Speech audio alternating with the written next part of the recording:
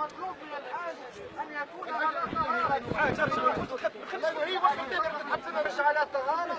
اذا نجم يستلم الحجر الاسود ويقبله، هذا من سنه النبي صلى الله عليه وسلم، ولكن هذا صعب جدا نظرا للازدحام، فيكتفي بالاشاره اليه والتكبير ويكون مضطجعا. بالنسبه للرجل معنى الانطباع هو ان تكون الكتف الايمن بتاعها مكشوف مع عواليه الانطباع امام الجلد بتاع المسلم. 7 اشواط كامله ننطلق على بركه الله. قلنا بالنسبه للطواف يشترط فيه الطهاره، سواء طواف القدوم.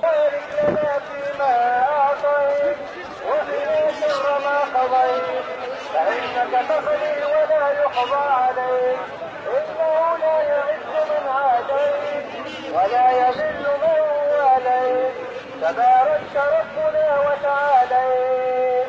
اللهم ألف عنا، اللهم اغفر زلاتنا، اللهم اجعلنا من ورثة جنة النعيم.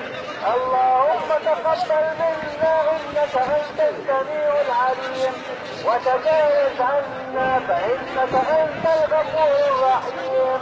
وراجع بنا إلى الحق، وراجع بنا إلى الحق وإلى صراطك المستقيم يا أرحم الراحمين.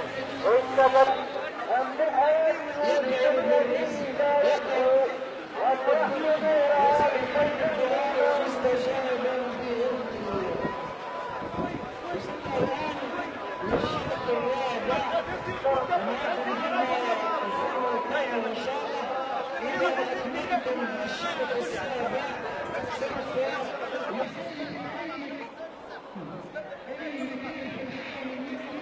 الشوط يبدا من هنا، تبدا بالصفا من هنا تكمل في المروه، تمشي 1 2 لا توصل. وعاود اقول لك جري وين؟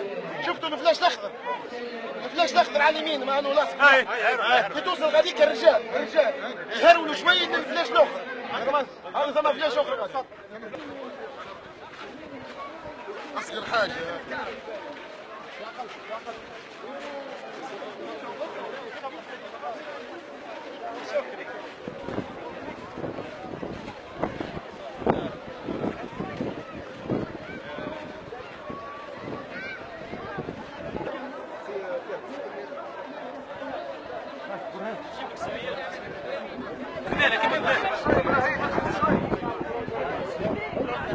هي رئيسة